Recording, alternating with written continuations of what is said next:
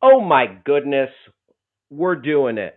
Folks, good to be with you. It's your Pal Hal here with you on the back channel. And it's Wednesday, January 5th, 2022. It seems like just a few days ago, it was 2021. It's because it was. It's because it was. I'm very glad to be here with y'all. Thank you for joining us. And we're going to have some fun today. You know what? We are going to talk about pop culture. We're going to talk about trending topics, a little bit of news, and then we're going to have some goofs, some gags, some laughs, and overall, just like one heck of a good time. I mean, what a cavalcade! What a cavalcade of stuff. And Rob Schaefer already in the chat, here for the nonsense, here for the shenanigans. What about the hijinks? Because there will be some hijinks. Speaking of hijinks, my hair is up to some hijinks today. It really has a mind of its own today. I do need a haircut. You heard it here first, and but we'll deal with it. I'm gonna, regardless, regardless of what my hair decides to do, the show will go on. I'm committed to bring you a show. And it's nice to see, oh, we got Kearney in the house from my home state of New Jersey. What up, Kearney? Currently today at 11:03 a.m., I am in the home office in Los Angeles, California, and where it's 11:03 on the East Coast in Jersey, it is 2:03, and in Omaha, Nebraska, the home of Rob Schaefer and what is it, Schreier used cars. Call back from yesterday. It is 1:03, now 1:04. I'll be with you for 2 hours, and like I said, we're going to go on a little journey of pop culture, trending topics, and again, goofs, gags, nonsense, and shenanigans. So I would love for you to participate in the show. Talk to us. Let us know what you're up to. Tell us what, like, are you at work right now, or are you at home? Are you are you doing some chores? Are you washing dishes? Are you making plans to return the unwanted Christmas sweaters and presents that you got that didn't fit, that you don't want? Or are you just hanging out on the couch day drinking? Listen, nice work when you can get it. Whatever you're doing, I want you to be a part of the fun. And you can do that by a couple ways. You can talk to your smart device, use the magic word say, and then say anything. Put anything into the chat that way. So, smart device, say, I'm in my pajamas eating cereal. Smart device, say, I am doing very important work and you are on quietly in the background. Smart device, say, Happy New Year. Can you still say Happy New Year? We were talking about this yesterday. How long is it okay to say Happy New Year? We're getting to the, I feel like, first couple of weeks. I know Rob Schaefer says 1 week. Otherwise, you start to sound unhinged. Listen, I'm not going to be saying Happy New Year in February. But if I see someone I haven't seen in a long time on like January 20th, I might hit them with a Happy New Year. So, smart device, say, stop saying Happy New Year right now. Or you can go to YouTube and communicate. You can chat with us, join the chat on YouTube. And also, feel free to go to backchannel.tv, and leave us a review. Say, oh, I want Hal to keep growing that, looks like he's growing a mustache, sort of. Or say, Hal needs to shave. He really looks like there's a squirrel growing on his face, or whatever you like. Feel free, feel free to give me tips on how I can improve my appearance. I will take it. I am here for it. And if slightly improving my appearance will slightly improve the listener viewer experience, then I will consider it. I will consider it. And but I'm looking forward to. We got a lot of fun stuff planned for today. And you never know. We might have surprises. There might be, oh my goodness, a bird. Ah! Ah! A bird, like, who knows? It's so unpredictable. Anything can happen. It's live. So thank you for being here and helping us make sense of the nonsense. Producer Travis helping us make sense of the nonsense. Producer Travis. Hello. Hello. Very nice. Glad you have your own Chiron now. Travis, what's shaking, pal? You caught me mid about to take a sip of water. I'm gonna follow through on that agenda real quick. Go ahead. Cares? You're human. You're human. I am. I need water. I need it going in. I need it coming out.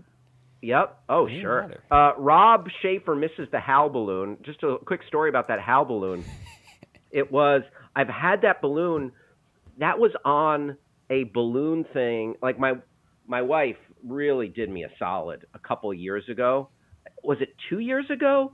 But that balloon has kept its air. It hasn't deflated. That Mylar balloon and the Hal balloon has stayed inflated for like 2 years. It's insane. I think it was pandemic 2020. It might have, like, I need to go back into my phone and like see when the picture is from, because it's an insanely long time. Like, it's defied the laws of physics, gravity, science, nuclear physics, and I don't even know what it means, but I think it's defied the laws of cold fusion as well. So I hear you, Rob. But this green screen, there's big things coming with this green screen. Unless there isn't. We tried to institute. Unless there is, yeah. I mean, sometimes you need a qualifier in life, you know. This is going to be the best show that I've ever done, unless it isn't. I like that. So that, you know what that's called?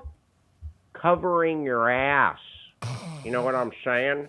You know what I'm saying, pal? Oh, my homies in the chat.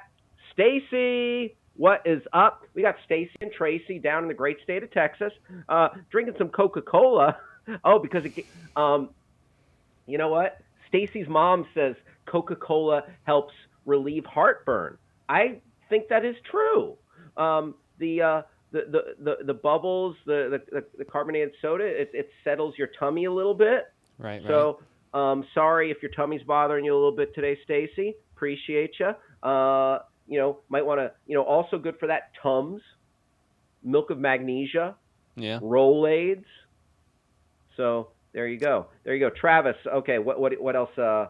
I've been talking a blue streak here. What else has been up with you? It's great hanging out with Anthony Davis for a few minutes earlier, by the way. That was fun. What a gentleman. And Perfect gentleman. It did get a little heavy when we started getting into the January 6th talk. Tomorrow is an ugly anniversary for America. A blight. Probably nationally, I don't know, second worst day I've been alive for. 9/11 and then January 6th.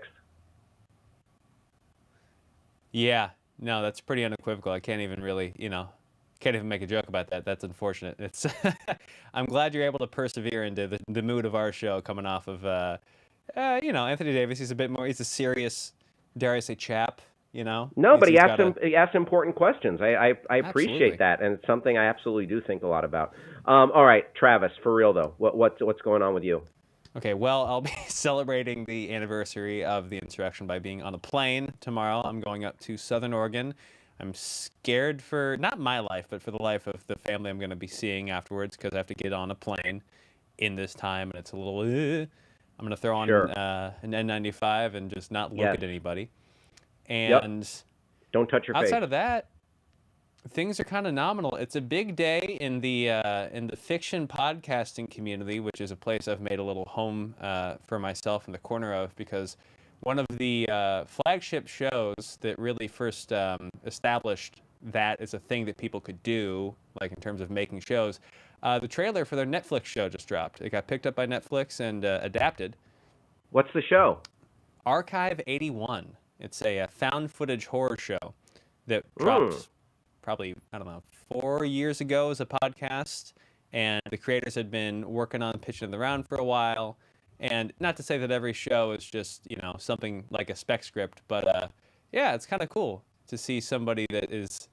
It's like when someone from your sketch team gets hired on an SNL. It's like, look at that. Oh, so you get angry and jealous?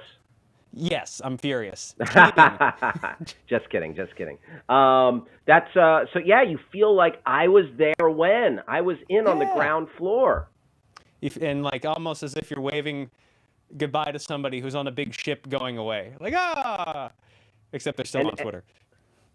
But are you going to feel like this is my little secret? Like, everyone else who's going to get into Archive 81, they're a bunch of Johnny-come-latelys. Oh, no. I got over that when I was playing music long ago. When someone succeeds, have as much success as you possibly can, as many people like it as you can. I'll extol the virtues, and just everybody. It's a win for everybody. Good. Go. Yeah. Very nice. And glad to hear that. Speaking of music, yesterday, was it yesterday or the day before, we were reading tweets from the band Eve 6. Yes, which has a phenomenal Twitter presence. Yeah, I followed them on Twitter, and they followed me back. So, very nice. Right on. Yeah, very nice. Speaking of Twitter, Travis, should we just do it? Should we just jump into the Twitterverse? We should jump into the Twitterverse because there was a burning question that we proposed yesterday that we need to check up on as well. Yeah, okay. So we can do that first. We can do that right now. I haven't been able to sleep, so I had to like that. I think it was pretty case closed by the time we were done yesterday. But yesterday, we asked the Twitterverse. We were talking about about the Muppets. We were talking about Elmo. Elmo got very angry with his friend Zoe. Yes, and Rocco about an oatmeal cookie. Elmo's friend here. Welcome to the Sesame Street portion of the Your Pal Hal show. Elmo's friend Zoe had a rock, a friend that was a literal just a rock, named Rocco, and Zoe had several cookies, and the last oatmeal cookie was given to Rocco, an inanimate object. And Elmo flipped out on Zoe, saying that a rock can't eat. A rock is not alive. And so we just got into we went down the rabbit hole with a big Muppet and Sesame Street conversation, best Muppet. And then there was a lot of votes for Gonzo, and there was votes for Grover. I know Rob is a Grover guy. I was a bit of a Fozzie guy. I might have gone Gonzo if Travis didn't say Gonzo, but I wanted to, just for the sake of making it a little, mixing it up. Anyway, start talking about Kermit and a picture of Kermit playing the banjo. Travis pulled a picture of Kermit playing the banjo. So we asked Twitter, better banjo player, Kermit the Frog or Steve Martin? Steve Martin, who has put out banjo albums. Steve Martin, who's he's coming around the bend with a banjo on his knee. How does the song go? Oh, Susanna. Yeah, Oh, Susanna. Oh, Susanna, don't you cry for me. Don't you cry for me. Banjo. With a banjo on my knee. Yeah. There you go. He started a banjo foundation. Wow. So Steve Martin, dude, get a room with your banjo, bro. But he has. Yes, I bet he has. So we asked better banjo player. Travis, do you have the results there? Do you want to bring them up, pop them up on the screen, or? And then no, but I'll do it anyways. And the people have spoken, and everybody thinks that a felt frog is a better banjo player than a real person. You know what? Who am I to argue with results? 71% saying Kermit the Frog, the better banjo player, over Steve Martin. And I don't know, someone criticized me for only having two choices in the poll. So if you scroll down, Travis, I extended the poll. If you want to see, yeah, here, you monster, you don't have a third tie option. Here are two more options.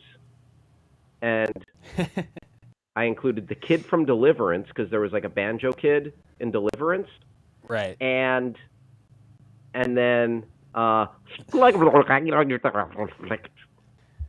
I assumed was some Norwegian banjo player I'd never heard of. AKA, I just typed a bunch of random letters on the keyboard. So if you just want to completely abstain, you could go with that, the protest vote. I like to include one protest vote sometimes. Rob Schaefer says, still upset that Sesame Street thinks that oatmeal cookies are an appropriate cookie to serve. Yeah, I mean, here's the thing, yo. Travis, chocolate chip, that's the GOAT, right? What cookie? Yeah. Should I ask Twitter, is there a better cookie than oatmeal cookie? Or than chocolate chip cookie? Ooh. That's true. Yeah, no, that's a good idea. I would do that. Okay. But I get down with an oatmeal cookie. I don't mind. I can't, you can't house as many as you could chocolate chip, but then there's the crossover. You? Just, it's too sweet. Usually. But there's the crossover of the oatmeal chocolate chip. What do you do then? I mean, now that's different. That's the oatmeal chocolate chip. So this is also, is it just oatmeal or is it oatmeal raisin? Because when I think oatmeal, I assume oatmeal raisin, like out the gate. Okay, how should I phrase this? Is there a better cookie than chocolate chip cookies? If yes, what is it? Or just, is there a better cookie than chocolate chip cookies? And should I make it a poll? Yes, no? Yeah, go ahead. Let's make it a poll. Why not? Polls are fun. Yeah. And then maybe something like answer below. Yes, better cookies exist. Weird and vote, be specific about it. Okay, so I have yes, better cookies exist. No, chocolate chip is the GOAT. Yeah, there you go.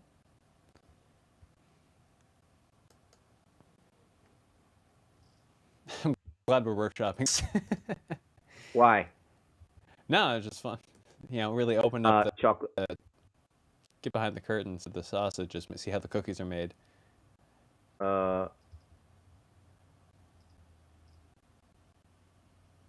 No, chocolate chip equals GOAT. Mm-hmm. Yes, better cookies exist. No, chocolate chip equals GOAT. Is this a confusing way to ask it? Is there a better cookie? Or should I just say, are chocolate chips the best cookie? Yeah, there you go. Is chocolate chip the best cookie? Are chocolate chip cookies the best cookie? Yes. Okay, yeah. A little confusing the other way, because you want the positive thing to be the yes. Yeah, you don't want to have people doing... I'm confusing everybody. Language math. Are chocolate chip cookies the best cookie? If no, what is then?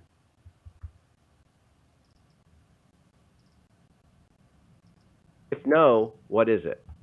There you go. Okay. Okay, so let me just change the...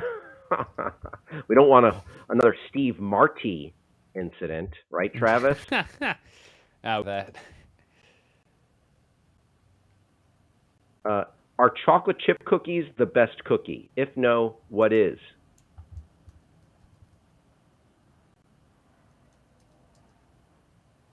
Okay. And tweet. Tweeted it. It's out there. It's out there in the Twitterverse now, Travis. I like it. I like it. Let's double check to confirm. Make sure everybody who's watching here can check. What are that? Stacy says there is no better cookie than chocolate chip, hands down. Oh yeah, chocolate chip cookies are definitely tasty. Hell yeah, Rob's got Stacy. the same opinion. Yeah. Like especially a warm chocolate chip cookie. Oh. Ooh, daddy like. I gotta say, I think they are the best cookie. This is almost comes down to like a favorite player versus best player.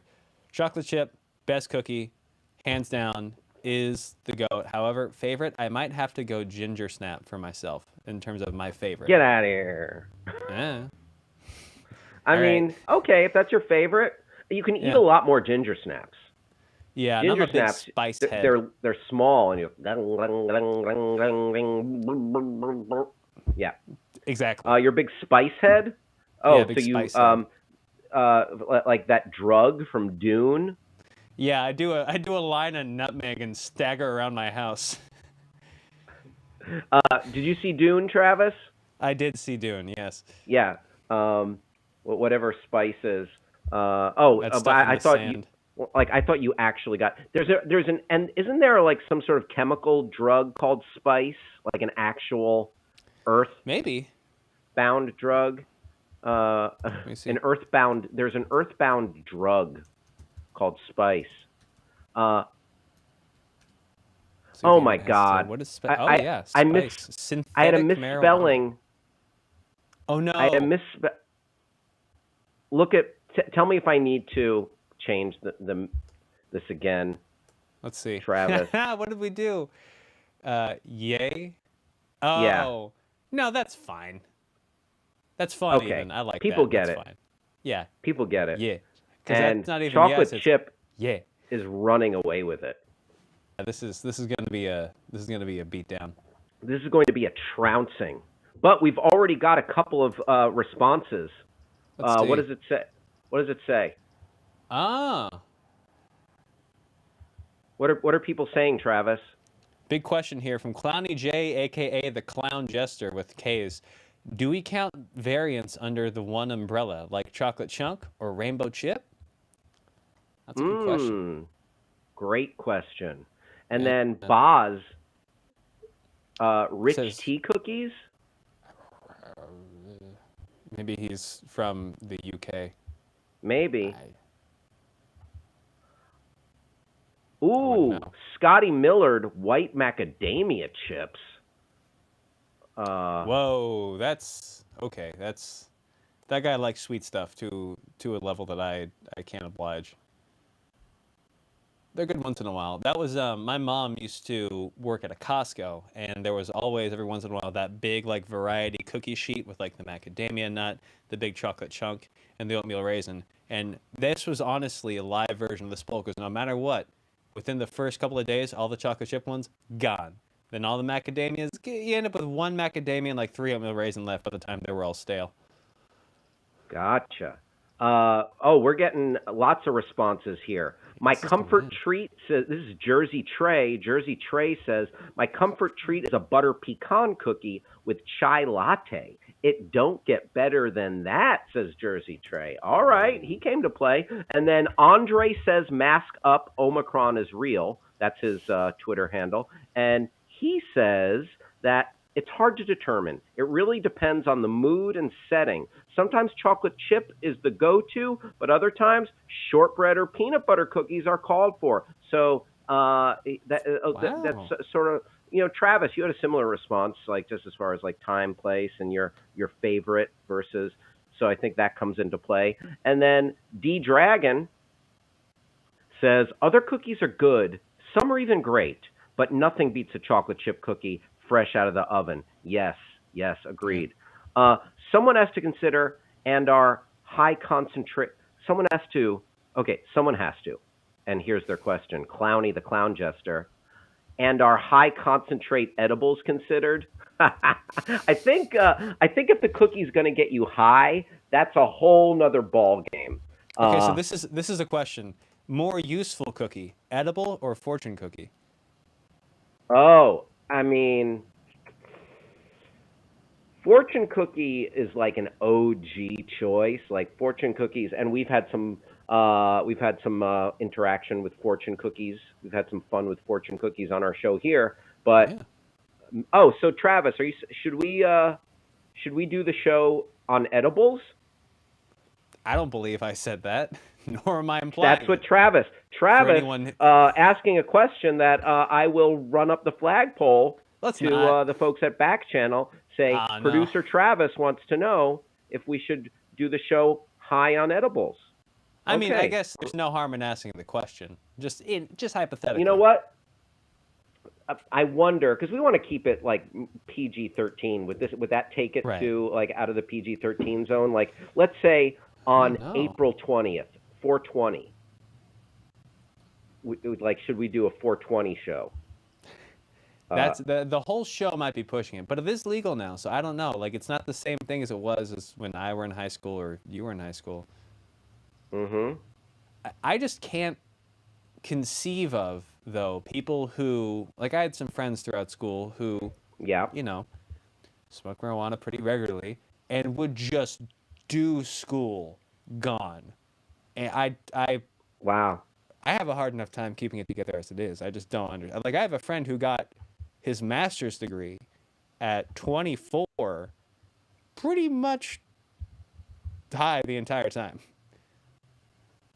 I mean, like, yeah, there are different levels. Now we're in a world where, for some people it's, their anxiety medicine and it helps them get through the day. It's also pain management, Right. but some people just like to be feeling groovy. You know what I'm saying? So Yeah. it all depends.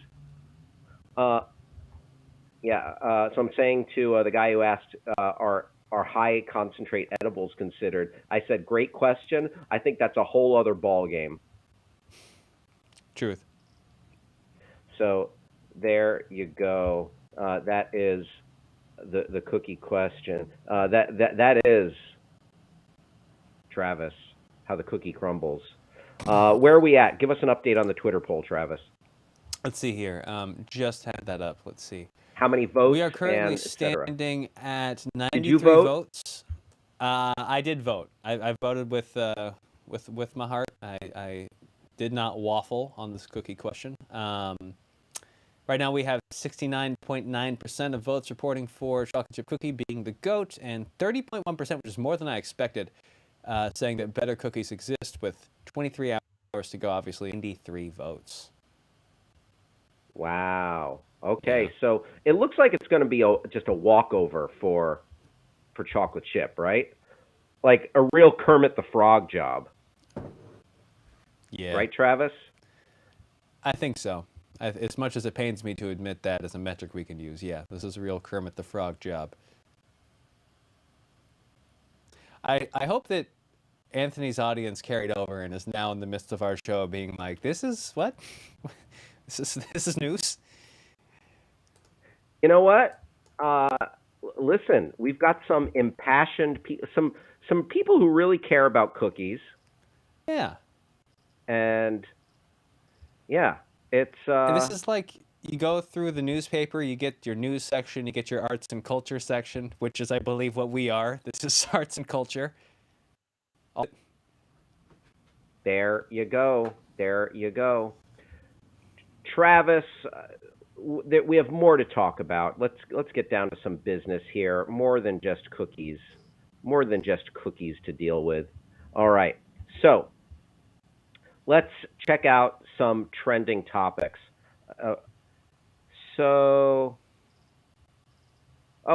Jon Stewart, everyone's favorite Daily Show host from back in the day, is in the news today talking Harry Potter. And he poses the question, were the goblins who ran the bank in Harry Potter essentially harsh Jewish stereotypes. And, you know, in throughout like literature and in a lot of like European literature, I mean, go to the Merchant of Venice. They make money lenders, Jewish money lenders, a uh, into, I don't want to say it's sort of like a heartless, soulless, evil creature, and that that stereotype has been kind of an anti-Semitic trope that has existed through the ages. So Jon Stewart calling out J.K. Rowling. Do you want to click on that article? Let's give it a read from Variety.com.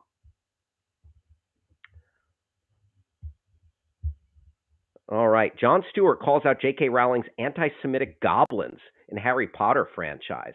You know what's interesting? This also brings to mind uh, oh, what about Passion of the Christ? Hey, my guy Nathan Trevor is in the house. Nathan Trevor, American Collector. Great to see him here. What about Passion of the Christ? Yeah. There were, as Jim Caviezel, Christ was getting crucified. Not a great depiction of Jews. So that takes it back to this biblical thing, and it was like, listen, that was the Jews and the Romans collaborated on whatever that was, and that was the Roman guards. All right, so don't pull me into that. But great question from Nathan regarding regarding Passion of the Christ, and also, you know who directed Passion of the Christ? Mel Gibson. Mel Gibson. Let's just say he put some stuff out there that was not very friendly in regards to Jews running Hollywood, etc. So yeah, Mel Gibson. Who knows what his agenda might have been there? Great. So great, thought-provoking question, Nate. And then also, if you want to go to like Jewish stereotypes, there was the Watto. Is that it from the prequels? Like the Yes. prequels, the Star Wars prequels. Travis, come on in. I want to hear your opinion on that too. I was just confirming. Yes, that is Watto. That was going to pull up a picture. Oh, gotcha. Yeah, rife with stereotypes. There were Asian stereotypes.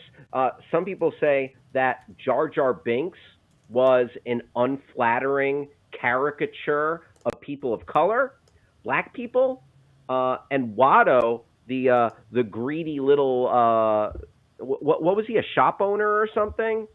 Is listed here as his profession, a Toydarian junk dealer. Yeah, the junk dealer. Yeah, Watto was kind of like a big-nosed Jewish stereotype. So, yeah, interesting stuff. Yeah, like the caricatures in those Star Wars prequels were, yeah, a little bit of a head scratcher. So let's go back to this article. Very good. Thank you, Travis. You read my mind. Let's see what Jon Stewart said here. So a December 2021 episode of Jon Stewart's The Problem with Jon Stewart podcast is making headlines for the host's takedown of J.K. Rowling's depiction of goblins in the author's Harry Potter franchise. In the Harry Potter universe, goblins work at and run Gringotts Bank.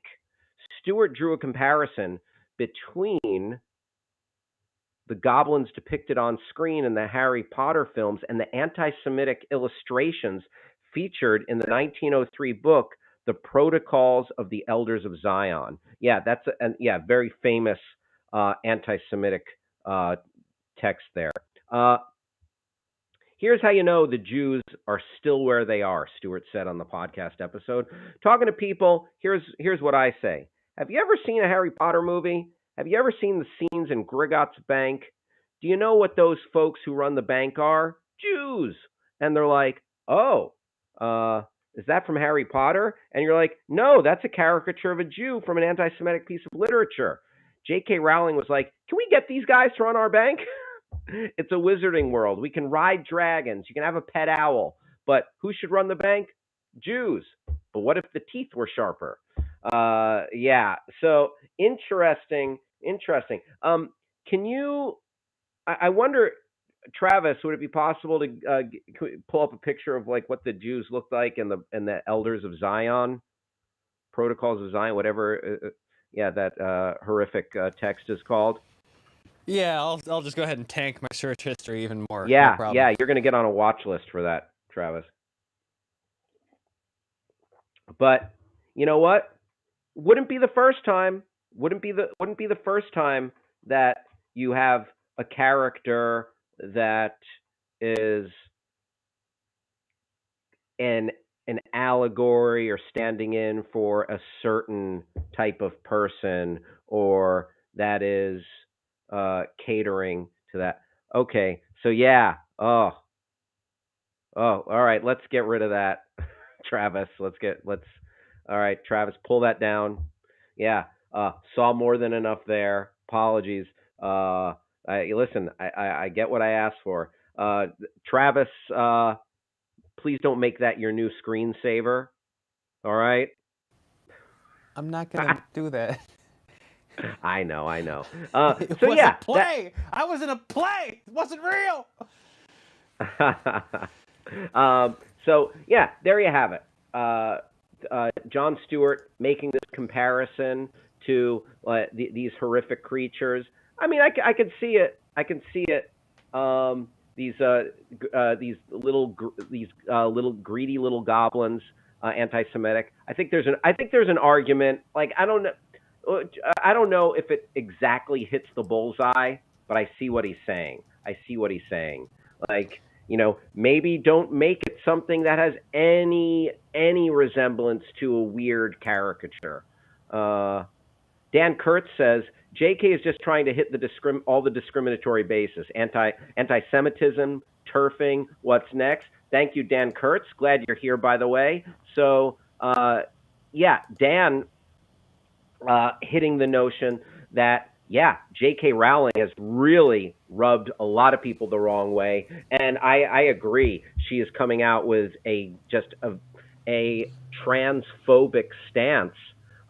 She's a trans exclusionary radical feminist, and yeah, a really unfortunate point of view that has alienated many from the trans community to many diehard Harry Potter fans. I mean, I love Harry Potter, love the movies, love spending some time at Wizarding World. Don't get me started on a little Universal Studios trip. But yeah, this is so maybe we're just uncovering there are layers to the ugliness embedded in the Potterverse. So Jon Stewart calling that out. Interesting topic of conversation at the very least. And it is 11:40. You guys are hanging out with your pal Hal. I am Hal Rudnick, and we are live on Backchannel, and would love for you to communicate with us as the show goes along. If anything pops up, if you want to just tell us what you're up to, has your New Year's gone off the rails? Has are you working from home today? Are you just at home enjoying a Bloody Mary? Oh, it's a lovely way to spend the day. Talk to us, and you can do that a couple of different ways. You can chit chat with us on YouTube if you're hanging out with us on YouTube. Would love to hear your thoughts on anything we're talking about. Or you can talk to your smart device. If you're listening to us or hanging out with us on a smart device, go ahead and get your smart device's attention, and then go ahead and use the magic word "say" and put in anything after that. So smart device, say J.K. Rowling is dead to me, or smart device, say I disagree. I think J.K. Rowling should not be canceled, or whatever you want, and we'll talk about it here.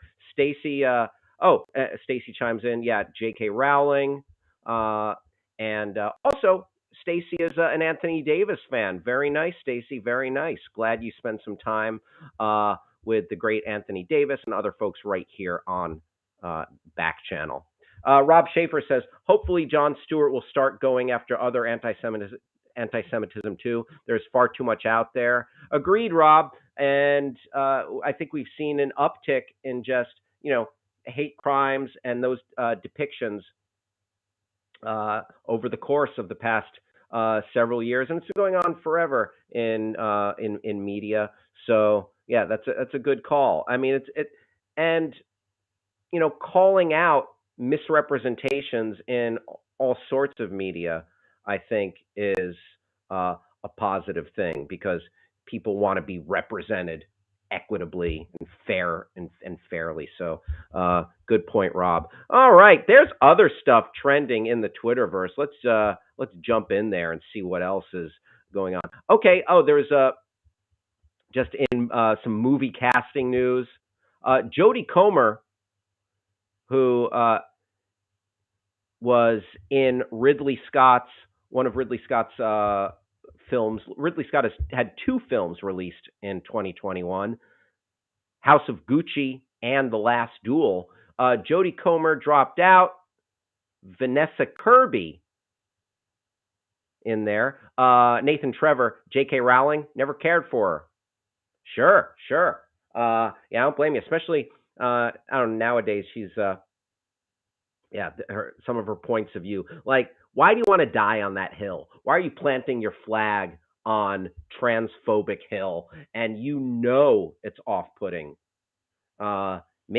Like you could have very easily lived in your lived your life, the immense wealth generated off the sales of your very popular, well-written, fantastical, wonderful book series.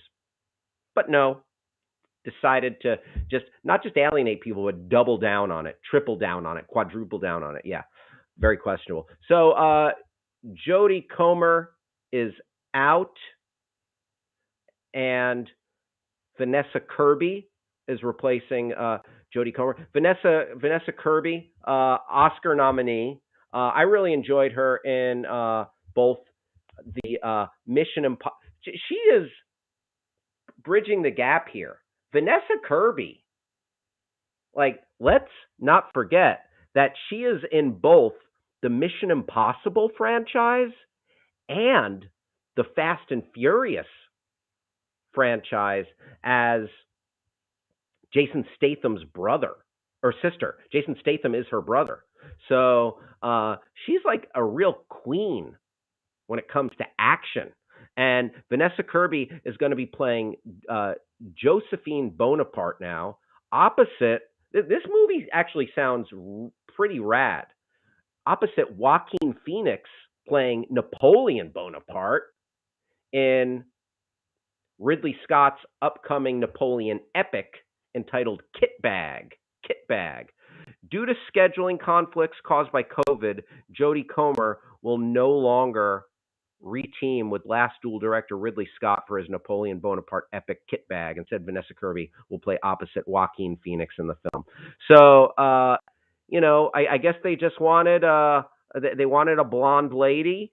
They got another blonde lady to play Josephine Bonaparte here. But yeah, I think that's kind of a lateral move. I like Jodie Comer from her show with what's the show with Nathan Trevor says she was awesome in Mission Impossible. Great role. Yep, absolutely. Jodie Comer is really amazing in what's that show with Sandra Oh? Travis, help me out here. Killing Eve? Killing Eve, yes. Thank you. Jodie Comer is wonderful. Killing Eve, especially the first season. I fell off a little bit, but the first season and Killing Eve, very solid. She's wonderful in that. She plays this a mentally disturbed assassin / international spy, and Sandra Oh is kind of this CIA actually MI6 operative on the case to catch her. And fascinating, really well done show, Killing Eve. Travis, that's the one what's up? That's written by Phoebe Waller-Bridge, right? Or created by Phoebe Waller-Bridge? Written, created by Fleabag creator Phoebe Waller-Bridge. Uh, Nathan Trevor, shout out to Sandra Oh in Arliss. Good memory. A young Sandra Oh in Arliss. Also, Grey's Anatomy for a long time. How many years has Grey's Anatomy been on the air? 50? Like 50 years? Yeah, I think that's about right. Rob Schaefer says, I really dislike Sandra Oh. She's not a nice person for what she did to Alexander Payne. Oh, boy, I don't even know the story.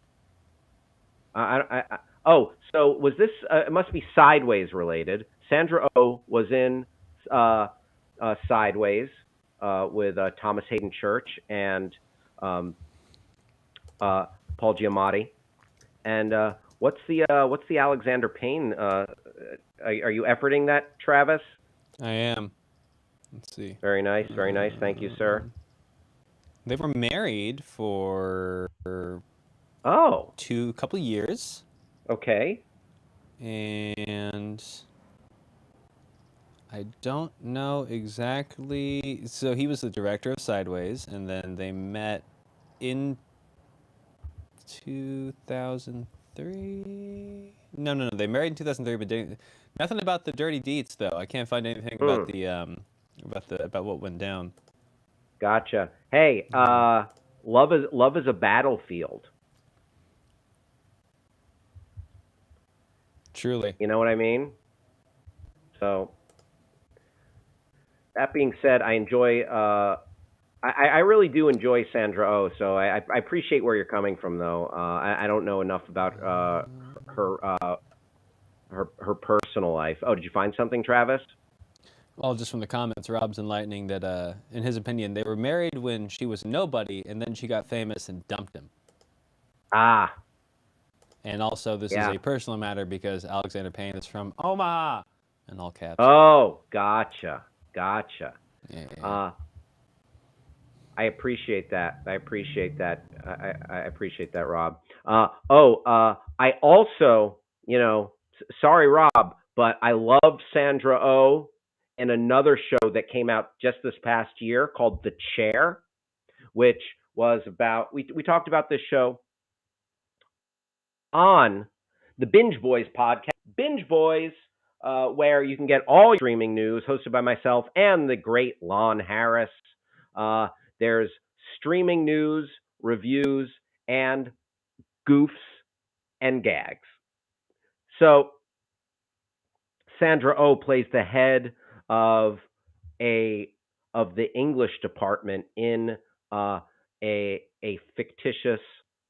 fictional Ivy League university, and it very current and thoughtful in regards to a lot of issues on college campuses and in the world today: cancel culture, sexism, ageism. So there's a lot of. I really enjoyed the heck out of The Chair. I binge watched it in like a minute. So Dan Kurtz says, I mean, how many male actors have done that? George Lopez literally got a kidney from his wife, then divorced her. Damn. Facts. Dan Kurtz coming in with, I know, personally, like I know people who that's happened to. I don't want to, get into like, talking about like people in like Hollywood or famous people, but like, yeah, it's sad but true. Rob Schaefer says, he's my pal. We can disagree about movies, people, politics, whatever, but you're still a good dude. Rob Schaefer, appreciate you, brother. And I think more. I wish more people can like kind of agree to disagree and see eye to eye, because like we see less of that conversations. Like my pal Nathan Trevor in the chat. He's one of my best friends, truth be told, and he and I are able to chat, disagree about things, but still remain great friends at the end of the day. So I wish more people could have a little bit of civil discourse in this day and age, and instead of screaming and name calling and storming the Capitol. Oh boy, sorry, I didn't mean to go there. All right. Let's jump into some more trending topics. A couple more things. It is, by the way, 11:51 here on the West Coast in the home office, uh, in front of a green screen. I should hang the balloon on the green screen because Rob was right. All right, that balloon is it's stood the test of time. It should be recognized. It's 11:52 now in Los Angeles.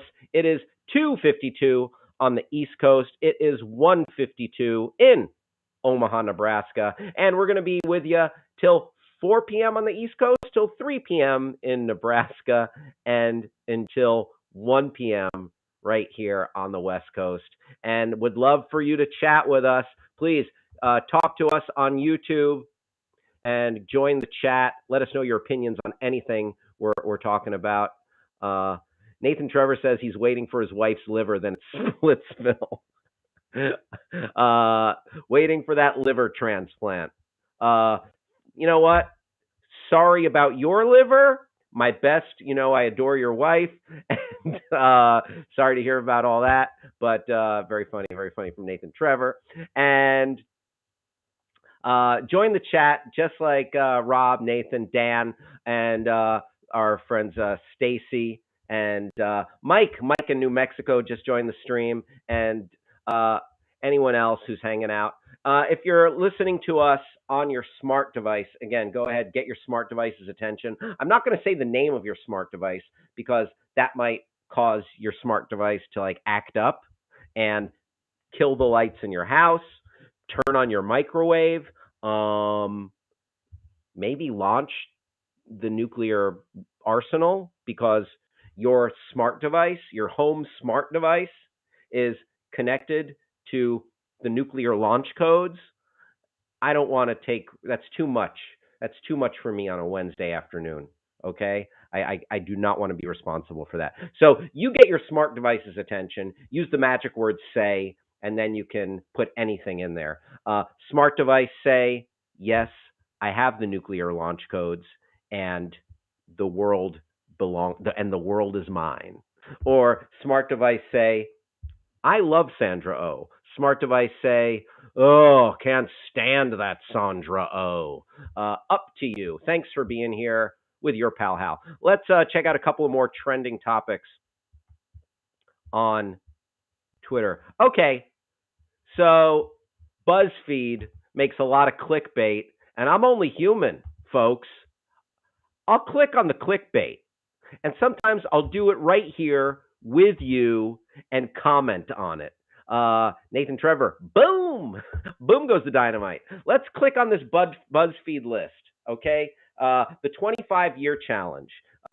There's Jeff Goldblum right there, and okay, the 25 years ago, Jeff.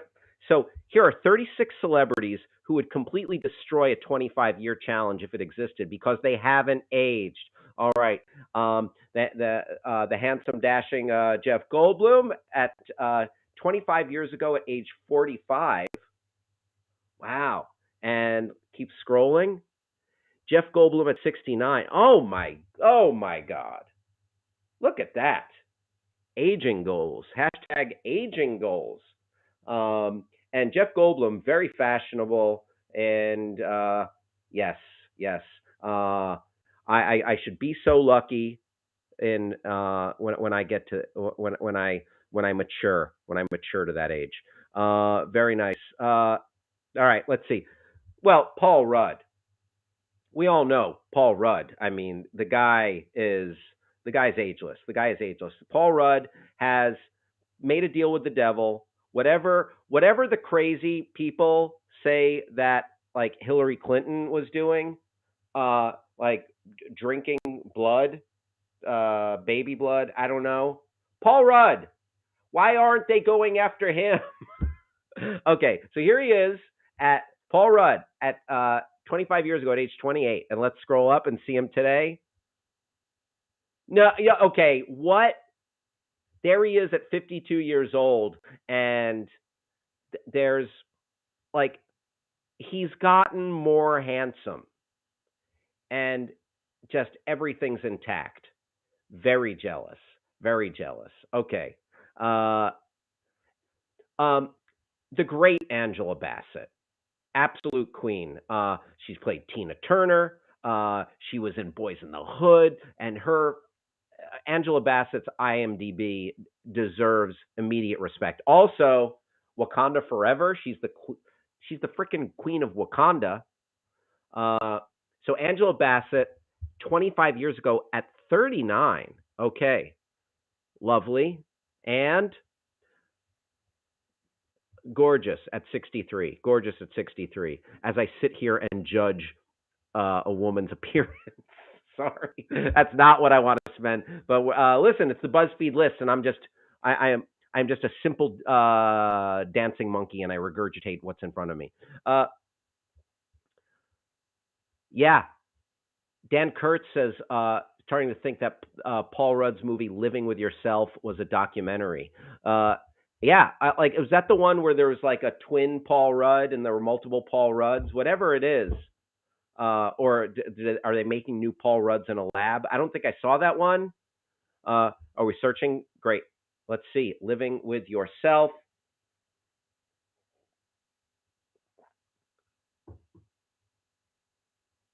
Oh, he clones himself. Thank you, Dan Kurtz. Vampire in Brooklyn. Yes. Was Angela Bassett in Vampire in Brooklyn? Oh, and they murder the old version. There you go. There you go. Dan, you know what? I'm not going to completely buy into the conspiracy theory that you are positing, but you might just have something there. Yeah, Paul Rudd, notably ageless. Angela Bassett, yeah, I mean, she looks good regardless of age, and just a great, like she absolute queen, absolute queen. Let's keep going. Let's keep going. Let's cruise through this list. Who else? Who else? Who else? Abe Vigoda. No, I'm kidding. Meryl Streep at 47. Great. And let's see what we got. Meryl Streep at 72. Wow, she's 72. That kind of crazy because I just watched Meryl Streep in the Netflix on Netflix in Adam McKay's Don't Look Up, and foxy, very foxy at 72. Dang.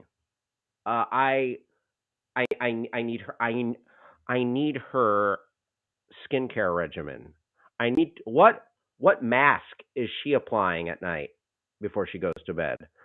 Because Meryl Streep, you look fabulous. Mario Lopez, AC Slater, Saved by the Bell, and host of Entertainment Tonight, Access Hollywood, Extra, one of those. And okay, there's his smiling, dimpled face, and then same, yeah, he's a warlock. Mario Lopez is a warlock. Keep going, keep going. Mirror, mirror on the wall. He's got some mirror, mirror on the wall stuff going on. Dennis Quaid. Now, Dennis Quaid's I've seen him looking a little older lately because he's aged. Okay, 25 years ago he was 43. All right, let's see. You know what? At 67, and I know he recently married someone who's like 50 years younger than him. Yeah.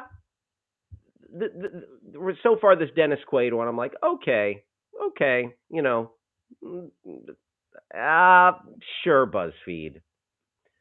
Yeah, not so much BuzzFeed. Michelle Pfeiffer, 25 years ago at 39. The lovely Michelle Pfeiffer. And here she is at 63. Great, love it, love you, Catwoman. Oh my God! And Michelle Pfeiffer as not just as Catwoman, but Michelle Pfeiffer in Scarface. Oh, just a vision, say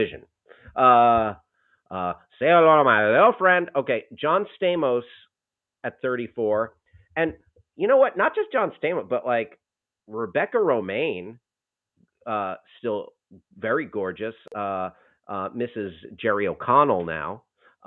Okay, but John Stamos, and let's see him today. Yeah, he's a warlock as well. John Stamos at 58, warlock. Yeah. What? Look at the hair, the smile. Get out of here, John Stamos. Too handsome to live. What's up? Producer Travis in the house. I feel like him and Pat Sajak are kind of cut from the same genealogical cloth in terms of how they're aging. He's You giving me know some who slight else? Sajak vibes. Rob Lowe. Rob Yeah. Lowe. Yeah. Dan Kurtz chiming in. It's all about that Greek yogurt. All about that Greek yogurt. Hell yeah. Oh, that's I right. He's the enjoy. spokesperson. Oh, for Oikos? Is it Oikos Greek yogurt? I forget the brand, Yeah, but something. he shills I mean, something. Yeah. we should beg them to sponsor the show, Oikos Greek Yeah. I want yogurt. to live forever. Yeah. I want to live forever. Oasis. Okay. Yep. All right, John Stamos. Tilda Swinton at age 37.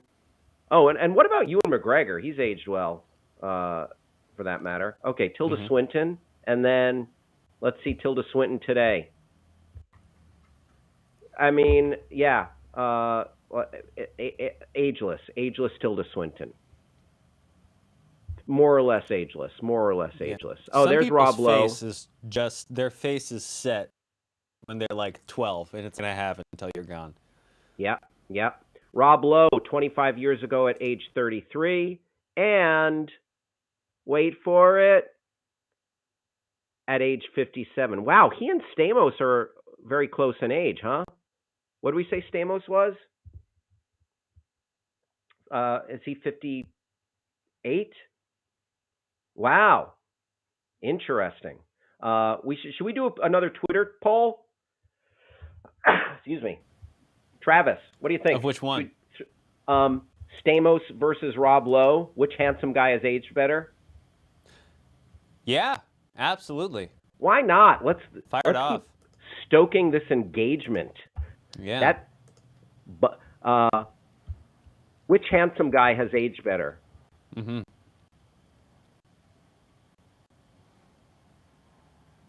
You can't include Paul Rudd in this because he would win it in a walkover, right? Yeah, there's something wrong with him. But for real, let's because especially Stamos and Rob Lowe, you could argue are similar enough in terms of career trajectory, the kind of handsome they are. Yep. All right, the Twitter poll is going up. You can vote. Go follow me on Twitter at Hal Rudnick. If you want to throw my Twitter on there, please, producer Travis. Which handsome guy has aged better, Rob Lowe or John Stamos? There we go. Bam. It is up.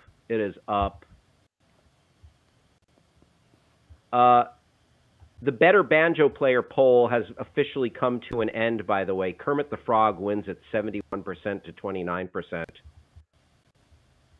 All right. No votes so far on our Rob Lowe versus John Stamos poll. No votes. Oh, Rob Lowe. That was me. Off to the races. Rob Lowe off to the races, 75%, with 4 votes in.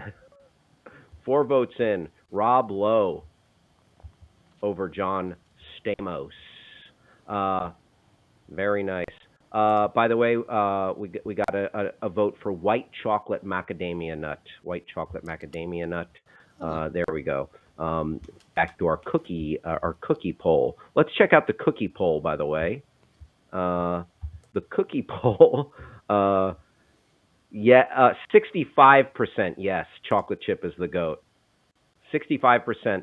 Again, our other, we've got multiple Twitter polls. We're juggling Twitter polls here. We're having folks, I apologize that we're having too much fun today. Our chocolate chip cookie is the best cookie, if no, what is? And 65%. So it's chocolate chip is really making short work of this poll. All right. Continuing on here. Nathan Trevor says, can we see a young Hal Rudnick, maybe same as now? Just a little snow on the roof. You know what I mean? Oh, and Nathan Trevor chiming in, Stamos. I agree. I gotta agree with Nathan Trevor on this one because, no offense. Listen, I know folks in Hollywood are going to use their, are going to throw their millions of dollars at the problem. But Rob Lowe looks a little stretched, a little stretched out. Also, I just like prefer Stamos as a Stamos seems like a little bit more of a down to earth dude. Like he's Uncle Jesse, right? Who doesn't want to have a beer with Uncle Jesse? Plays in a band, rides a motorcycle. Like Uncle Jesse, a little more iconic. Rob Lowe is a little like he's got that little bit more like they're both players or whatever, but like Rob Lowe's got a little bit more of that like greasy, smarmy vibe to him. But damn, both fellas handsome as the day is long. All right, let's oh, also Dan Kurtz, great point. Stamos played drums with the Beach Boys. Aruba, Jamaica, ooh, I wanna take you to Bermuda. All right, I'm gonna stop before we get demonetized by YouTube for singing that song. All right, let's just cruise through real quick the rest of this BuzzFeed list. I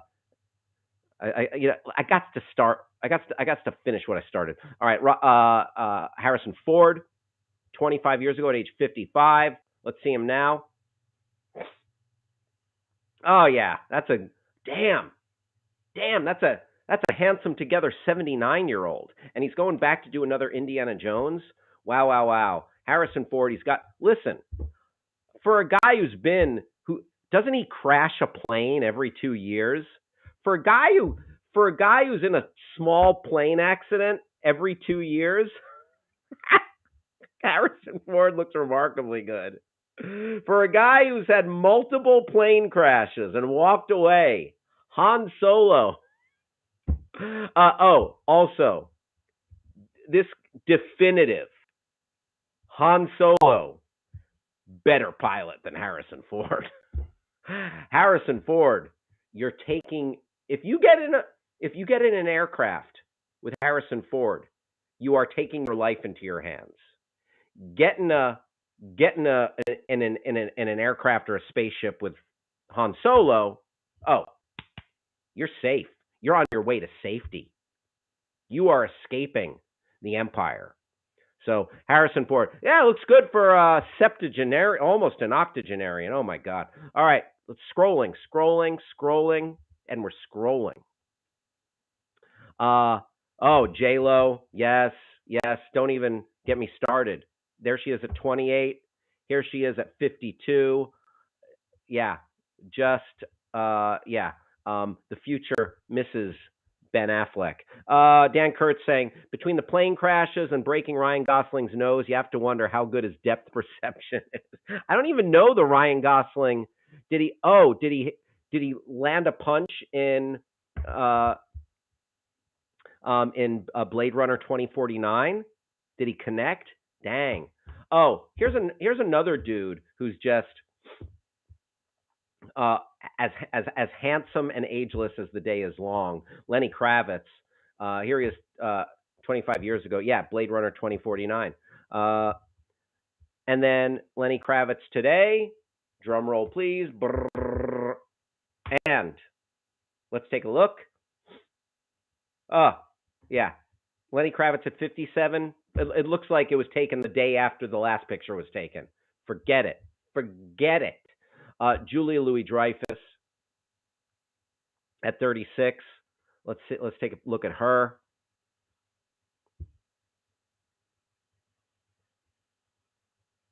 And there she is. I don't know if she's celebrating the election there at 60. Oh, ageless wonder. Also, Julia Louis-Dreyfus. Like, people are talking about the greatest TV actresses and greatest TV comedy actresses of all time. And, like, there's, like, a short list. Like, you got, like, Lucille Ball and obviously R.I.P. The wonderful Betty White. Julia Louis-Dreyfus, she's up there in the GOAT conversation. The next one, and let's make this our last one, because how many This is like a. Did they say this was there are 36 on this list? We're going to be here till the end of the show if we go. Maybe we'll revisit this tomorrow, Travis. But Kate Winslet and yeah, I mean Kate Winslet is just we she is a queen who walks among us.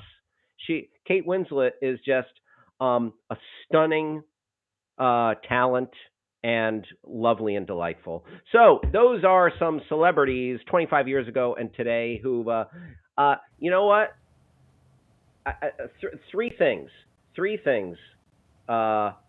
that you can thank for their good looks: good genes, moisturizing, and Greek yogurt. Good genes, moisturizing, and Greek yogurt. I think those are the secrets. Travis, what says you? Yeah, I think that's right. Every time, like I said, I have a hairstylist and have had one for a very long time. The people who have cut my hair for the past 6 years have all been South Korean, and I never know how old anyone is, ever. And anytime anyone mentions their age, I'm dumbfounded because everybody looks 20 years younger than they are. They take extremely good care of their skin. They have, some would say, elaborate skincare regimens, but regardless, it's if you take care of it around like anything else. Or if you don't take care of your so conversely, if you don't take care of your skin, it won't stick around. It'll peel off your body, revealing like muscle and tendons, and you'll be like a skinless skeleton man. Yes. That's what I think, at least. Oh, you know what? Yeah, it's true, Travis, because I've never applied any moisturizer or water to my hand, to my left hand solely, and look what's happened to it. There you go. Nail beds look good though. Thank you. Yes, I still go to I still go to for my mani pedis. Oh, of course. Gotta go for my mani pedis. In the context of that article, by the way, 12:14 on the West Coast, 3:14 on the East Coast. We're going to be with you till 4 p.m. on the East Coast and 1 p.m. on the West Coast, and till 2 p.m. 3 p.m. in Omaha, Nebraska. Travis. Oh, in the context of reading that article, you sang a bit of the Beach Boys' Kokomo, and it lit up a light bulb in my brain of a tweet that I saw that was the funniest thing I saw yesterday. And I, in tandem, when scrolling, spent like 5 minutes trying to find it just for my own sake, and I found it. And now I have to inflict it on everybody else. I'm sorry. It's not even that funny. Hit us with it. All yesterday, I just think about this and laugh. Off the Florida Keys, there's a place. So Orson Welles sang, off the Florida Keys, there's a place called Kokomo. Yeah. Or how do you hear that coming out? Do you want to do yours? A little more. Off the Florida Keys, there is a place called Kokomo. Yes. I had a little bit of William Shatner in mind when I was doing it. Oh, that's good. I like that. But then there's drunk Orson Welles. Have you ever seen the outtakes of drunk Orson Welles from the Paul Masson commercials? Oh my God. Everyone here, please do yourself a favor and look up drunk Orson Welles. He did commercial for Paul Masson wines. And not only are the outtakes hilarious, but comedian and great character actor, drunk Orson is amazing, says Dan Kurtz. There we go.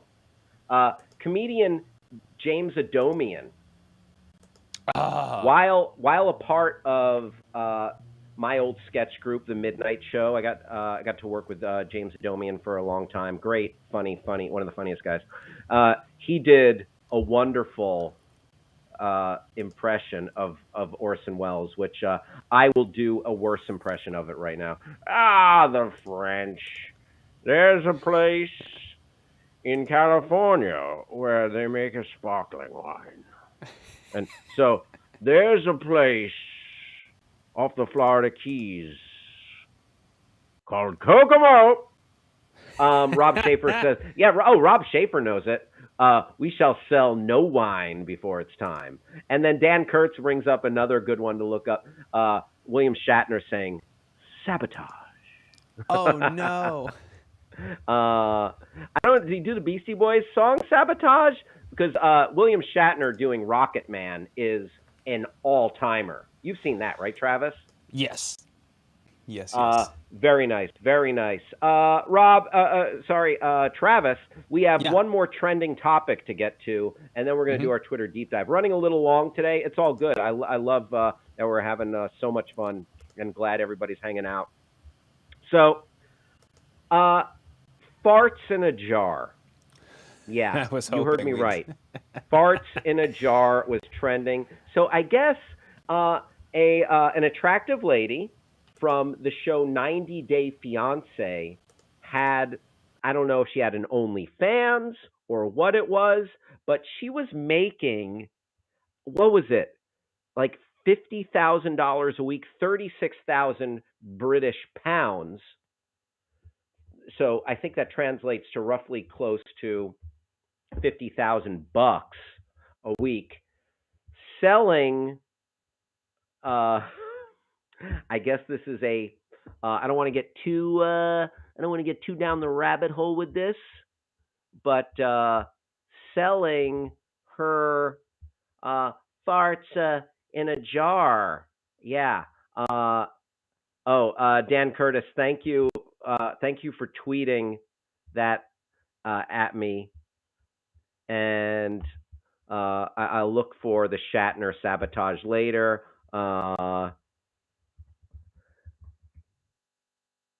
Sorry, just responding to one person on Twitter here. Okay, so this woman farts in a jar. A mighty wind. NFT. Cayman Bonet says, NFT fart jars are my spirit animal. I don't even know what that means, but I kind of like it. All right, so 90 Day Fiancé star retires from selling farts in a jar. Yes, the NFT. I would buy a fart jar NFT. All right, let's read this article from the New York Post. Want to lose the chyron, please?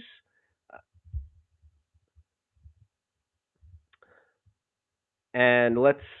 Oh, I don't know. I don't even know if I want to go here, but we're going. We're here. We're already here. Wow. Okay. She had a fart attack. Okay. See what you did there. A reality TV star who launched a gassy venture. Peddling her fancy flatulence to strangers, Stephanie Matteau, 31, blew away people on social media. The puns are strong. And so was the odor, apparently. Blew away people on social media when she recently announced that she made more than $50,000 a week selling her farts. The Connecticut resident had gained international recognition after appearing on the reality show 90 Day Fiancé, and later started her own YouTube channel, wrote books, and founded an X-rated subscription site called Unfiltered. She then really made waves with her olfactory business by capturing her emissions in jars and selling them because she thought it would be hilarious, a hilarious publicity move that would get a lot of people's attention. Want to scroll a little more, please? Rob Schaefer, by the way, says she could have eaten more broccoli and cabbage. And Cayman Bonet says the retirement is the greatest. Okay, so I don't want to spoil it yet. But after making $200,000 in sales, the influencer has announced her retirement when she passed one too many and got the wind knocked out of her, Jam Press reported. Matteau was rushed to the hospital with chest pains and she feared were symptoms of a heart attack a fart attack, a heart attack, according to the outlet. After undergoing a battery of tests, including blood work and an EKG, Matteau was told her pain was the result of her steady diet of gas-inducing beans and eggs. Ah, wow. Uh, so yeah, watch out for the too much huevos rancheros, which I love a good huevos. I love a good huevos. There you go. So she's retired from the fart in a jar biz. Cayman Bonet says the retirement is the greatest. Like, folks, this is my job. It's like, do you get a gold watch for that retirement? Do you get a gold fart jar? I mean, what is that? Like, the, the, like I see what Cayman Bonet is saying here. Like, you did it for several weeks. And you made a substantial amount of money from like from the fetish community. But can you really call it retiring? Isn't it just like, I'm stopping? Like, retiring is like, oh, I worked for this insurance company for 20 some odd years. I'm going to retire. You know what? I've been a cop on the force for 30 years. Now I'm a grizzled veteran. I'm retiring. And you get a gold watch, you get a retirement party, all that. Or you retire from work. You're 65 years old. Oh my God, there she is in the hospital. Oh, I shouldn't laugh. Glad she's okay. Dan Kurtz says she should get a gold whoopee cushion. Amazing. Amazing. Just crazy. So there you have it. There you have it. St- so Stepanka, is that her name? What's her name again, Travis? Stephanie is her actual name, but I don't know. That might be some sort of. For a second, I thought it brand. said Stankonia. No, it's a Stankonia, like the Outcast album, Stankonia. I mean, certainly. Rob Schaefer says, so if she sold a jar for $100, she would have to fill 500 jars a week. Wow. Jeez. Yeah, Rob, that math checks out. The self-proclaimed fartrepreneur had squeezed out up to 50 jars worth of farts a week. Wow, so is it $200? Good grief. There is something in the idea of quote, I thought I was having a stroke and that these were my final moments. Oh my God. I remember within one day I had about 3 protein shakes and a huge bowl of black bean soup, she said. At least she's doing it like, because, oh my God, there's something in that jar. Look at, I think it's like a chili pepper maybe? Oh, maybe. I don't know what's happening there. I hope it's not like, because hey, Travis. Yeah. I don't want to go down a dirty road here, but sometimes you pass gas and you get a little something extra. This is how, but this thing here was how I figured out I was allergic to milk. Lord. What? I had a shake with whey protein, and then the next 3 days of my life were utter misery. I didn't really turn it into an enterprise. Oh my God. Yeah, well, oh boy. Something wicked this way comes. Trouble brewing. What's the over-under on these fart jars being resold at a 400% markup? Maybe. Now they're collector's items. But do you have to keep it closed? So here's the thing. If you have the fart jar, do you have to just keep it closed? Or break glass if she was filling 50 jars a week, she was getting $1,000 per fart jar. That's insane. I can't. I just can't. Simply cannot. Like $1,000 for that jar. But here's the thing: do you have to keep the jar closed? Do you have to, like, to retain the fart, or do you open it and do you go? Is it? Or are you like this with the fart jar? Oh yes, please and thank you, please and thank you. Or, because then it's the cat's out of the bag, the fart's out of the bag. Cayman Bonet says suing if the seal is broken. Dan Kurtz, if that it's like a scene in Spaceballs, where Mel Brooks is huffing air from a can. Yes. Spaceballs, a great one. Okay, so there's your fart jar. There's your fart jar story, everyone. The jokes write themselves. There's a bit of a happy ending here. I don't think we should skip past. Okay, what is it? The newly retired fart peddler says she plans to donate a portion of her income to charity that supports gastric disorders. Now that's a nice. Even though I got backlash, I think it has opened a new door for me. I'm working on a digital fart jar artwork at the moment. Oh my God, who said the fart NFTs? Wow. Called it. Is that who in the chat? Scroll up here so we can find it. Oh, Cayman Bonet. I guess Cayman knew the story already. Yeah, because Cayman knew about the retirement and everything. Very nice. Good call. Wow. I mean, what we possibly a sign that we are in end times. Yeah, Cayman, nicely done. Thank you for that. All right, fart jars, everyone. Let's just move on to our next segment. We'll go in order here, and we'll get to what we get to. Right, Travis? Absolutely. All right. So most days on this show, we do a deep dive into a Twitter account or a hashtag to see just what the deal with it is. I am doing you a public service here. We are separating the wheat from the chaff when it comes to Twitter accounts. This is our Twitter deep dive. And today, what a delicious dive it is. We are exploring the Twitter account belonging to the restaurant with the longest menu in the world. That's right, the Cheesecake Factory. The Cheesecake Factory. So let us.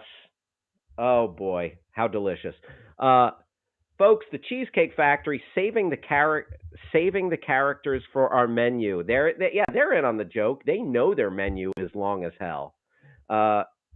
Okay. By the way, Cayman Bonet says, so we have to go ahead and make a budget option. Get a whole streamer house eating beans and cabbage selling. So Cayman Bonet wants to turn this, I think, fart jars. That's a great business model you just proposed. Get a whole streamer house eating beans and cabbage and selling their off gas for a mere $200. You know what? You may be onto something, and you may be writing your own ticket right there. Like, some people are investing in Bitcoin. Cayman Bonet investing in his fart jar business. I like it. If you need a silent partner, an angel investor, hit me up after the show. All right, Cheesecake Factory. We're going to take a look at their Twitter account right now. 354,000 Twitter followers, a fairly robust Twitter presence there. Very nice. Saving the characters for our menu. Great. They're in on the joke. They know their menu is long as hell. The farts will not stop. Rob Schaefer, Fart Jar is the name of his Led Zeppelin cover band. There's a lady who knows all that smells is a fart, and she's buying a jar of farts. That was my Fart Jar Stairway to Heaven cover. There's something waiting for anyone clever enough. Where is it? What is it? I forgot. Sorry. What is up? Jar of Hearts by Christina Perri, and just go with God. Katy Perry or Christina Perri? Jar of Who's Hearts. Christina Perri? Good question. It doesn't matter. She released this song in 2011 with the chorus, "Who do you think you are? Running around leaving scars, collecting your jar of hearts, tearing love apart." It's just Wow. somebody, please, Perfect. Perfect. please. Perfect for you know, but you've got a small window here. This fart jar story is it's going to be here and gone. The news cycle is a harsh mistress. Cayman says, makes you stink, makes you think. There you go. All right.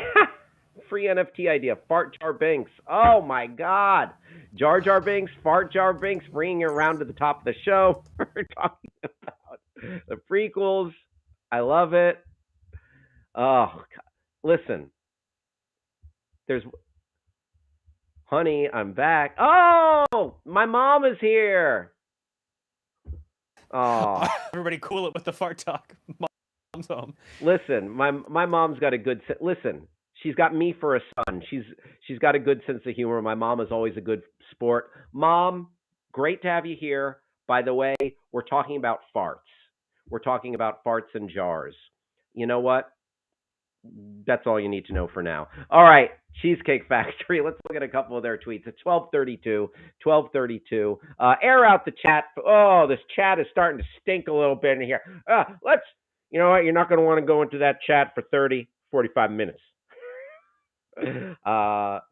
Quoting the great John Witherspoon from Friday. All right, Cheesecake Factory. Let's take a look at some of these tweets from the cake. 12:33, by the way. Nathan Trevor says, "Hi, Mom." Thank you, Nathan.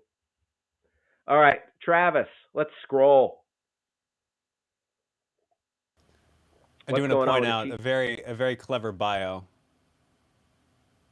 Saving the yeah, we talked about that. Saving the characters for our menu. I'm sorry. I must have missed that. Because the menu is very long. They're in on the joke. Hey, nothing screams National Spaghetti Day like filling up our pasta pomodoro. It was yesterday National Spaghetti Day, or is today National Spaghetti Day? This is from 18 hours ago, so it was yesterday. Everyone, sorry to bury the lead. Happy National Spaghetti Day! Enjoy a spicy meatball and some pasta. Listen, I'm an eighth Italian, so I can talk like that, right? That's how that works. Am I right? All right. Happy National Spaghetti Day. Let's keep scrolling here. Facts are facts. Cheesecake Factory is better than everything. All right. A little self-congratulatory. What do you expect from it's their site, of course. If they're not going to toot their own horn, who is? Vanessa's with us. Happy National Spaghetti Day. Vanessa hates farts. She likes cheesecake, but she hates burps way more than farts. You know what? Thank you, Vanessa, because my wife, listen, I'm going to get a little personal here. We're going there. I'm the farter in the house. My wife's the burper in the house. And Vanessa, the fact that you hate burps way more than farts, that speaks to my heart. All right, I'm going to mention that to my wife later. She probably won't like it. But there you have it. Thank you, Vanessa. Glad to have you here from the big old state of Texas. Thank you. I'm kind of obsessed that they focus so heavily on Cheesecake Factory bag. Oh, so what is this picture? Queens of Bravo. All right, so there's a Real Housewife or something, and she is repping her Cheesecake Factory bag there, and we had no idea Jenny Gwynn had such great taste in food and cars. There you go. Getting a little Bravo love. Let's keep scrolling. I like that this seems like Cheesecake Factory's got a little bit of a sense of humor about the way they go about it. Our New Year's resolution: eat more cake. Cheesecake Factory. You know what? That's a kind of counter. I mean, I'm not going to lie. Those are them some good-looking cakes. Like, they've got this gif of just like one awesome-looking cake after. Oh my God, it's going. Are you doing that, Travis? Are you making it go faster? No, this is giving me conniptions. This is weak. Yeah, I'm about to have a seizure. The cakes on this New Year, New You. Have your cake and eat it too. Sandstorm by Darude playing in the background of this. Exactly.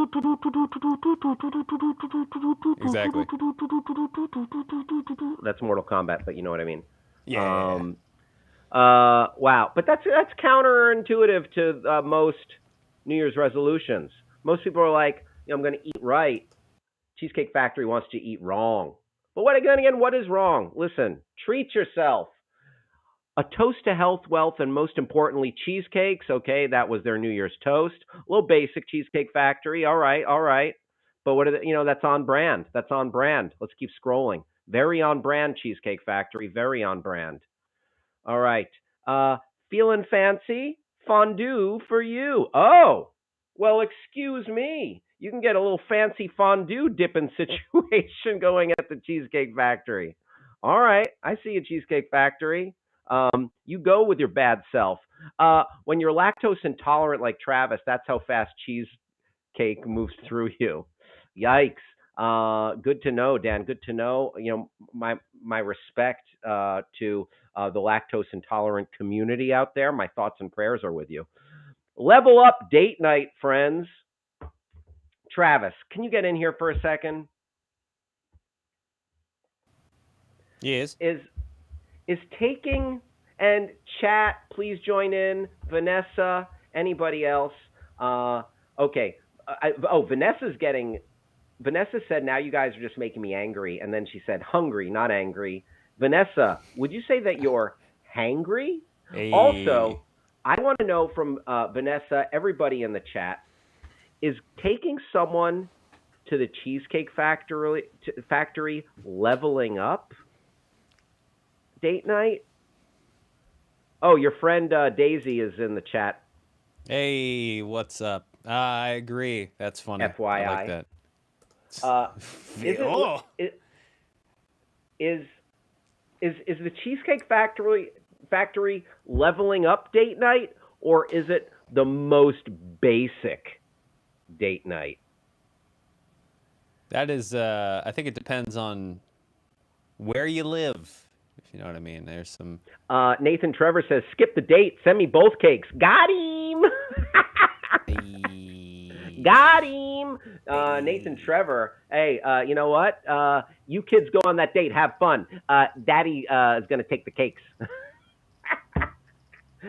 Nate, I just want half a piece.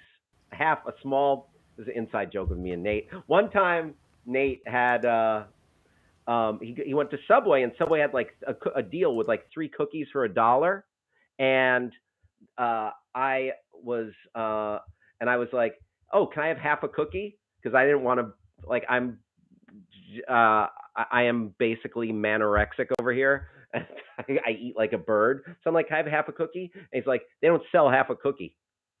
Buy a cookie. I rightfully deserved to be made fun of. Nate, you, sir, take the cake. Let's see. Any other tweets here? It's not real meat. We know it's hard to believe.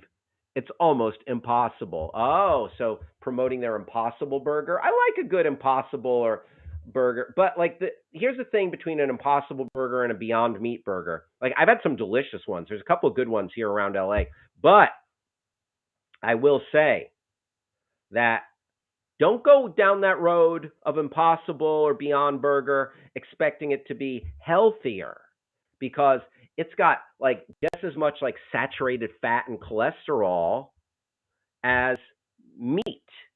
So, but if you're a vegetarian and you want something that tastes good, but the moral obligations are that component is taken care of, then go down that Beyond road.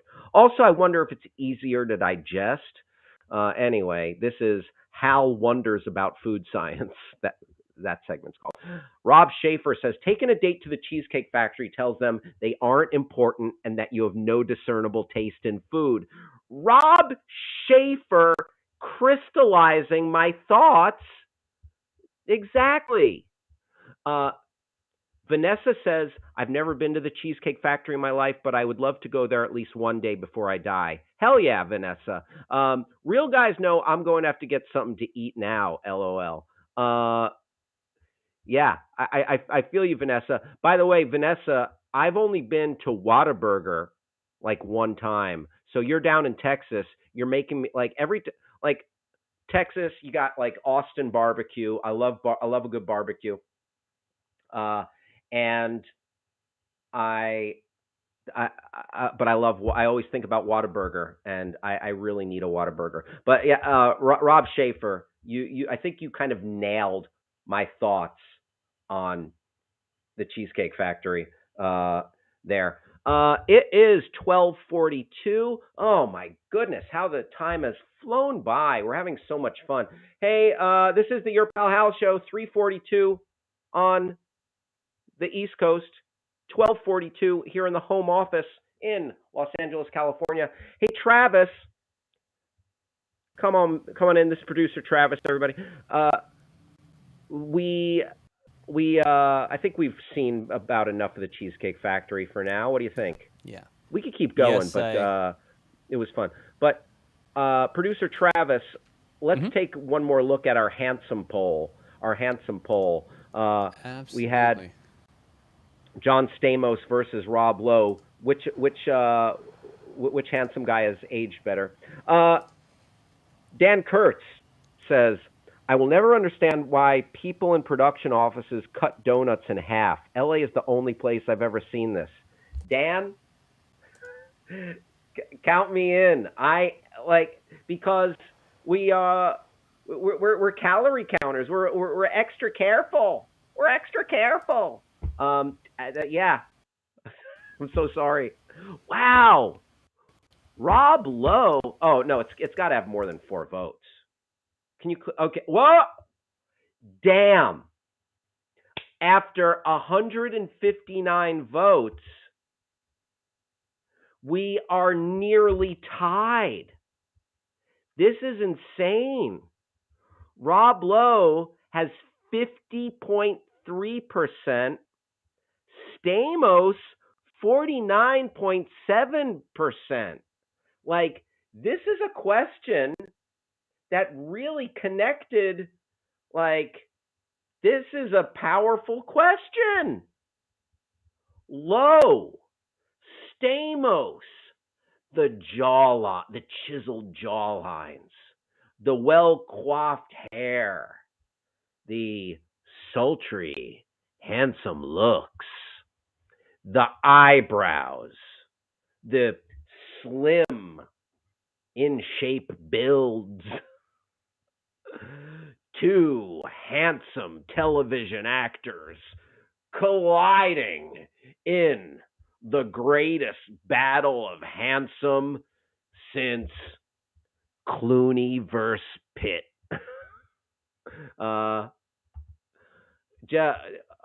Unbelievable. Travis, this is crazy. How close the poll is. Yeah, this is going to come down to the wire. I'm excited to see how this plays out tomorrow.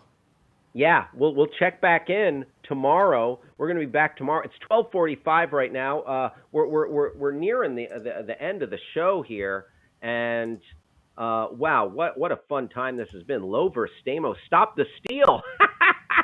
Oh my God, yeah, January 6th.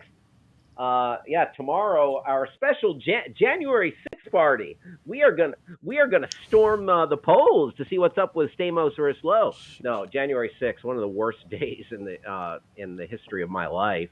Like, for this country, it's like 9/11 and then January 6th. Crazy. Democracy under attack. And so we'll talk a little bit about that tomorrow. Try not to spend the whole day being depressed. We'll try to get some. We got to get our goofs, our laughs, our shenanigans. Oh, my mom says Stamos. Deborah Rudnick. I know my mom's number one guy is Benjamin Bratt, because she flirted with Benjamin Bratt at the Ride Along 2 premiere when we got to interview the cast, and Ice Cube and Kevin Hart were very nice with my mom. Olivia Munn and Ken Jeong Dr. Ken were very nice to my mom. But Benjamin Bratt and my mom. Oh, the lovely actress Tika Sumpter was wonderful to my mom. But Benjamin Bratt and my mom, there was a connection. definitely a connection. But my mom chimes in, says it's Stamos. Very nice. Let's jump into, before we go, we can do a review and a recommendation. Rex and reviews. There we go. So I've got a TV show review for you, and you can hear me talk more about the show. Sorry, I don't know what my hair is doing. I talked about that at the top of the show. It's got a mind of its own, folks. Sometimes you got to just let the hair do what it's going to do, including go gray a little bit. It happens to the best of them. Listen, maybe I'm not aging as well as Stamos, but I'm doing my best. All right, so today's my mom says yes, Ben Bratt, he was great. Former Mr. Julia Roberts, Benjamin Bratt, briefly married to Julia Roberts. Okay, so Ben Bratt is not in the next thing I'm gonna talk about, but it's absolutely worth checking out. The new show on Peacock, on the Peacock network. So I don't know if anybody here has the Peacock streaming service, but I have been watching MacGruber, and damn it, MacGruber, it's the funniest TV show I've seen in I don't know how long. It is so good. Will Forte, Kristen Wiig, Ryan Felipe, Lawrence Fishburne in a dramatic role. Sam Elliott, Billy Zane is very funny as the villain. Lawrence Fishburne is doing like his best, like Leslie Nielsen. Like, you know how Leslie Nielsen is now renowned for Naked Gun, Airplane, all those like playing the semi-serious guy in a comedic movie. With this deadpan delivery. Lawrence Fishburne, like I wouldn't say, I think Leslie Nielsen is the GOAT when it comes to, like, I'm a former serious actor who's doing comedy now. But Lawrence Fishburne is crushing it. But Will Forte is so funny. This show, MacGruber, based on the Saturday Night Live sketch that then had the movie, which was an underrated gem, and I think it's garnered a cult following. This show delivers the goods. Like, laugh out loud funny. It's dirty. It's raw. It goes for it. The jokes are so dumb. And Will Forte plays MacGruber, this character, like anything works, like dumb stuff coming out of his mouth. Kristen Wiig, she's a comedic genius as well. And Ryan Felipe plays a good kind of voice of reason, straight man to Will Forte's MacGruber. And he's so weird. Like, he's just like, he's inept. MacGruber is inept. He's dumb. And he's also cagey and a bloodthirsty fighter. MacGruber rips guys' throats out. That's his secret, his throat rip. Like, I'm going to spoil a joke here because it's so dumb, but it's just too damn funny. Like that picture right there where he was pressing in a code to some sort of combination gate, to get past security. His code, has to go through like several doors for security. The code is 69696969, and it does it every time, and it's so damn dumb and funny. There's also, I didn't know how funny it would be to look at Will Forte's butt for an entire episode. He does an entire episode where he covers up the Franks and Beans, but he's naked the whole episode. And the butt work in this episode. It's so funny. I'm talking fart jar level funny. So if you have Peacock or have considered getting Peacock, uh, Will Forte, his butt, and his butt is also in the opening credits of the show. I can't sing the praises of the comedy gift that is delivered to you in MacGruber, the TV series on Peacock. Now you can watch the first episode for free. To get the rest, you have to pay for Peacock Plus or whatever it is, the Peacock uh, behind the Peacock wall of Peacock. But check out the first episode. You'll kind of be hooked. You're gonna want to watch more. Let's check out. Go back to the Rotten Tomatoes page if you wouldn't mind, Travis.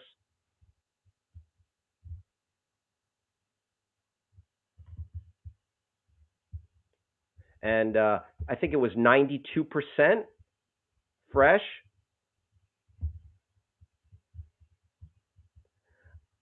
Yep, 92% fresh, 86% audience score. And let's scroll down, just read a couple of quick reviews.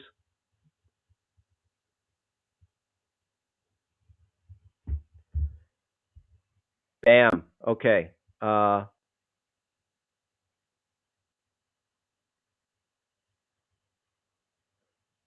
The action may be bigger and the jokes slightly more ridiculous, but that's to be expected in MacGruber's biggest story yet. Couldn't be more faithful to the character. There you go. IGN Movies. The jump to an episodic format isn't always kind to MacGruber, which doesn't have quite enough plot to fill out its episodes. But even when the writing starts to go astray, the cast's commitment to this wacky premise smooths over the rough edges. There you go. So there's a few. I think it is like it nails exactly what it's trying to do. MacGruber, too funny, and worth checking out. So we've come we're pretty close to the end of the show, folks. And every show we like to do a little something called rejected segments. Listen, there's been a lot of fun on today's show. We've talked Cheesecake Factory, we've talked farts, but not everything we proposed makes it into the show. And we for good reason. We had some very bad ideas. And today's rejected segment is Hal trims his ear hair. I know, right? Ew. Gross. No one wants to see that. So, like, it would have been me taking this ear hair trimmer and, like, using it to like, who wants to see that? Also, it makes, like, a sound that's off-putting. Listen to the sound. Off-putting, right? Travis, you can hear that, right? And it would have been just, like, 10 minutes of this. Nope. I'm not even letting this one get into it. Nope, we're not even gonna do it. Nope, we're not even gonna. Wow. I feel like I've done that. So, in explaining the segment, yep, I did. I started doing the rejected segment. Yep, it was a show and tell. Dan Kurtz says, "Save it for your OnlyFans." My mom says, "Gross, Roger," and Roger was my dad's name. I don't have to get into that. I don't have to get into that trauma. That's good. Oh yeah, that's paywall content right there. Thank you, Dan Kurtz. I will have to consider that. Your hair. Listen. The rejected segments are rejected segments for a reason. Folks, I apologize for us having too much fun today. This was I had such a good time chit-chatting with everybody. Thank you for hanging out with us. We are here Monday through Friday, 11 a.m. to 1 p.m. on the West Coast, and 2 p.m. to 4 p.m. on the East Coast, and 1 p.m. to 3 p.m. in Omaha, Nebraska. I am your pal Hal Rudnick. Thank you everybody who participated in the chat, who hung out with the show, who gave us thoughts and opinions. Appreciate you being here. Would love to have you come on back. And I want to thank everybody at Backchannel. And thank you, producer Travis, for being our guiding light in this dark tunnel of streaming. We'll see you tomorrow, everyone. Thanks again. Bye-bye.